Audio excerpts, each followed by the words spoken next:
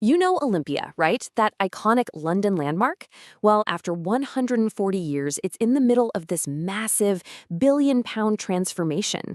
And today, we're diving into how this historic venue is being completely and utterly reimagined from the ground up. So that brings up a massive question, doesn't it? How on earth do you take something so established, so monumental, and make it feel brand new, while still, honoring its past? Well, the Evening Standard put it pretty boldly. They called the ambition a Vegas without the sin for West London. I mean, wow, that is a huge statement, right? It hints at a destination built for entertainment, culture, and experience on an absolutely massive scale. So let's unpack what that really means. Okay, so to really get what's happening now, you have to look back at what Olympia used to be. And for decades, it was basically a place that had its back turned to the rest of the city. I mean, just look at the difference here. The change in mindset is it's night and day. For decades, Olympia was a functional workhorse, a closed-off island just for trade fairs. But the vision for its future is the complete opposite, an open, integrated piece of the city, a global hub for culture that's accessible to everyone, not just people with a ticket. So the whole master plan, led by the brilliant minds at Heatherwick Studio and SPPARC, is built on this one core idea. Just reverse the logic. Instead of shutting the public out, they're basically punching holes in the walls and inviting London in, creating new public spaces for the first time ever. And of course, a vision this big requires some serious investment. Yeah, flipping that logic on its head doesn't come cheap. The scale of this vision is backed by some truly staggering numbers. Okay, here's the headline figure, 1.3 billion pounds.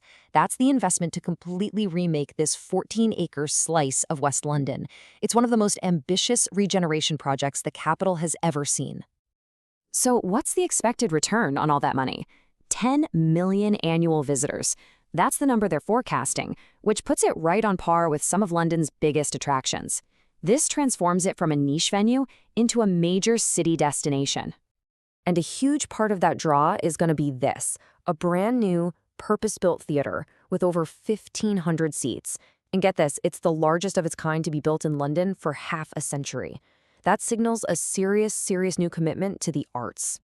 But it's so much more than just the theater. They're building a complete ecosystem. A huge music venue, a couple of major hotels, more than 30 restaurants and bars, and premium office space, all tied together by over 2 acres of new public realm. This isn't just an exhibition hall anymore. It's being reborn as a self-contained district for work, leisure, and culture. So how do you tie all of these new elements together? Well, you do it with a single show-stopping piece of architecture. And this is the true heart of the project. In early announcements, it was described as the jewel in the crown, and for good reason.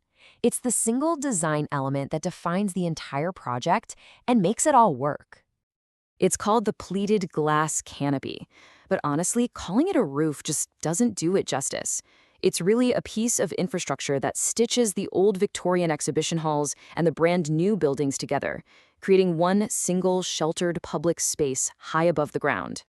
And that canopy is doing a remarkable amount of work. That pleated design isn't just for looks, it adds structural stiffness. It controls the daylight to keep the space bright but comfortable.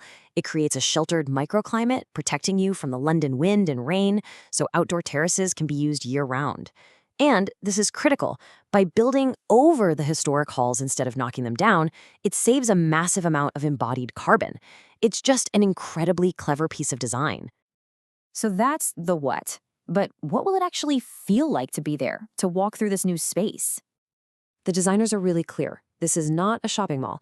The goal is to create the feeling of a bright, open urban promenade, a place where you can stroll with amazing views across West London, and also catch these glimpses down into the historic exhibition halls below, connecting the new with the old. You can really imagine how a night out here would work. You could wander this elevated street, totally protected from the weather, grab drinks at one of the new bars on Emberton Walk, then head into the theater or the music venue. And when the show's over, you don't spill out onto a dark back alley. You emerge into this vibrant, well-lit public space buzzing with energy. And crucially, the whole point is for this new elevated street to be a genuine civic space. You won't need a ticket to a show to be there. You can just go, meet friends, have a drink, and enjoy the views. It represents this wider shift in urban planning, recognizing that the most successful places are those that are freely open to everyone.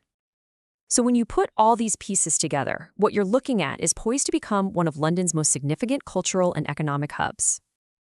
So, to recap real quick, we're in Olympia, West London. It's led by top-tier designers Heatherwick Studio and SPARC. It's part of that huge £1.3 billion redevelopment. Key venues include that 4,000-capacity music venue and the massive new theater. And the key features? That incredible pleated glass, the elevated public realm, and those rooftop bars. And you won't have to wait too long to experience it. The opening is going to be phased. From 2026, the first venues will start to open up, and by 2027, the main cultural attractions like the theater and music venue will be fully up and running, allowing the whole district to really come to life. But after all the construction is done and the doors are open, the real test begins. The ultimate measure of success for a project like this isn't the architecture or the budget, but whether Londoners, actually embrace it and make it part of their city. And that really is the ultimate question. The vision is incredible, the investment is huge, and the design is groundbreaking. But will this spectacular new street in the sky become a true part of London life? That will be the real story.